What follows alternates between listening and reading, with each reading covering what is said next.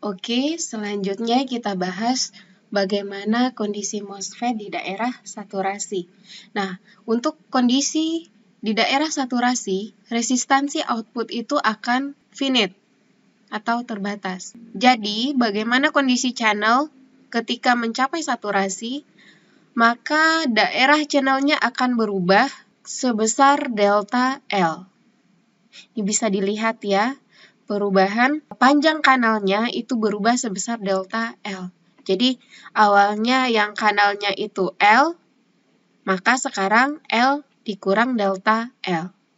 Nah, maka juga disebut dengan channel length modulation. Nah, bagaimana dengan perbandingan antara W per L? Maka sekarang perbandingannya W per L kurang delta L. Kemudian kita masukkan ke rumus utama kita, ID sama dengan setengah Kn aksen kali W per L kali PGS kurang VTN kuadrat. Nah, kita ganti L sekarang dengan L kurang delta L. Kemudian kita ubah sama dengan W per L kali 1 per 1 kurang delta L per L dikali VGS kurang VTN dikuadratkan. Nah, kemudian di sini ya lanjutannya, maka ID sama dengan setengah Kn aksen kali W per L kali 1 tambah delta L per L dikali VGS kurang VTN kuadrat. Nah, ingat ya, delta L per L sama dengan lambda per VDS. Sehingga kita ganti ID sama dengan setengah Kn aksen kali W per L kali 1 tambah lambda VDS dikali VGS kurang VTN dikuadratkan. Nah, lambda ini merupakan device parameter yang berupa 1 per V. Dan nilai lambda ini tergantung dari teknologi proses fabrikasi dan panjang kanal yang dipilih ketika pembuatan MOSFET tersebut. Kita lanjutkan ya. Ini ada kurva karakteristik kondisi MOSFET. Ini kondisi saat dia triode, ini saturasi. Nah, besar slope ini itu sama dengan 1 per RO. Coba diperhatikan, ini kurva antara ID dengan VDS. Nah, jika kita tarik garis putus-putus ya, sampai garis tersebut mencapai titik potong di sumbu X negatif, maka didapatlah persamaannya min VA sama dengan 1 per lambda. Ingat, VA itu adalah tegangan early. Nah, maka kita perhatikan lagi ya rumus kita tadi. ID sama dengan setengah Kn aksen kali W per L kali 1 tambah VDS dikali VGS kurang VTN dikuadratkan. Nah, untuk ID sama dengan 0, maka VDS sama dengan min VA. Ingat ya, ID-nya sama dengan 0, maka VDS itu sama dengan min VA. Nah, kita punya rumus VA sama dengan 1 per lambda, atau VA sama dengan VA aksen kali L.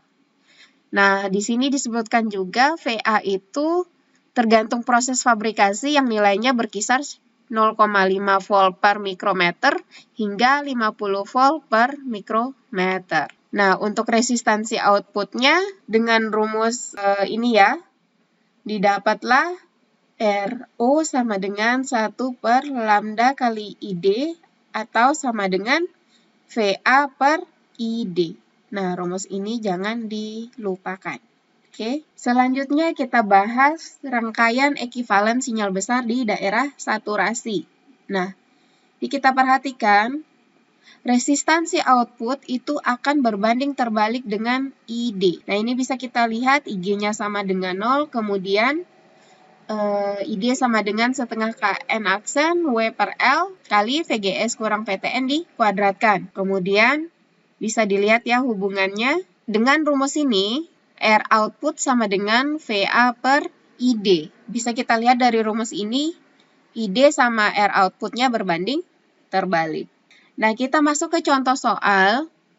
Ini contoh soalnya suatu NMOS transistor dibuat menggunakan teknologi 0,4 mikrometer, memiliki mu N COX sama dengan 200 mikroampere per volt kuadrat dan VA aksennya sama dengan 50 volt per mikrometer.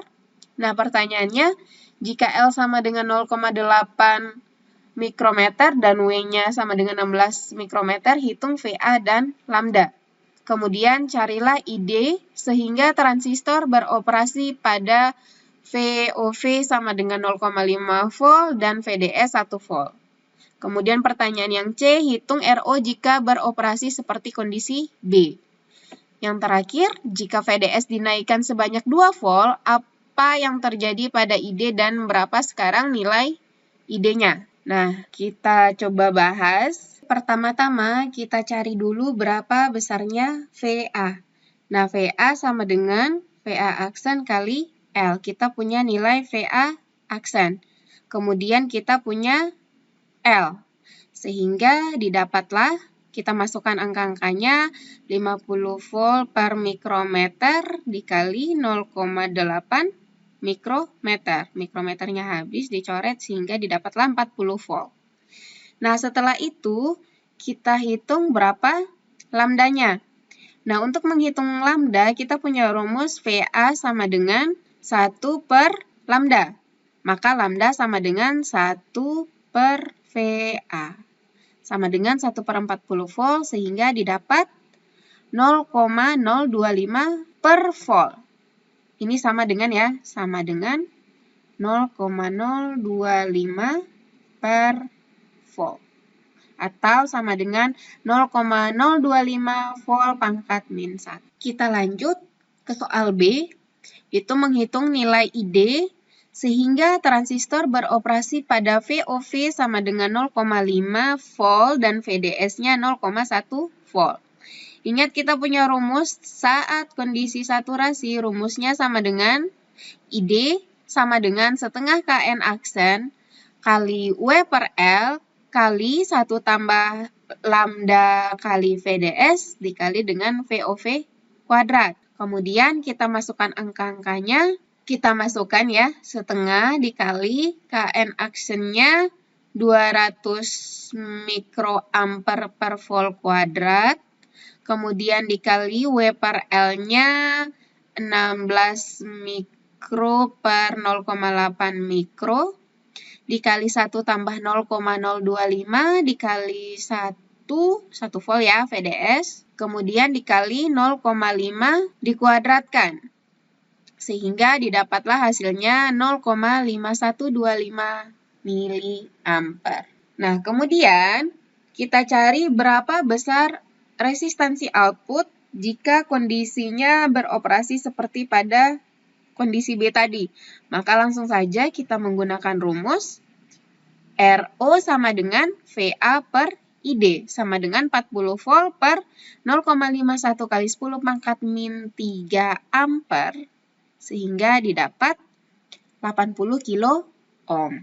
Hati-hati ya dengan satuan. Oke, lanjut pertanyaan.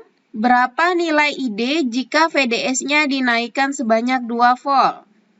Ini kita punya rumus utama ya. Kita punya rumus utamanya. ID sama dengan setengah Kn aksen kali W per L kali 1 tambah lambda VDS dikali VOV kuadrat.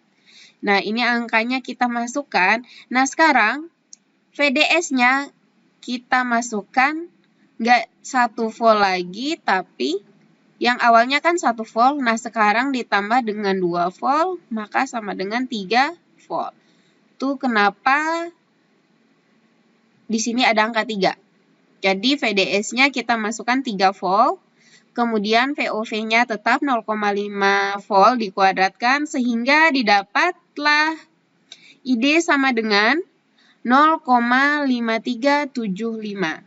Oke, nah sekarang berapakah perbedaan dari arus drain ketika VDS-nya 1 volt dan VDS-nya dinaikkan sebanyak 2 volt. Jadi ketika VDS-nya 1 volt dengan VDS-nya sama dengan 3 volt. Maka kita kurangkan aja.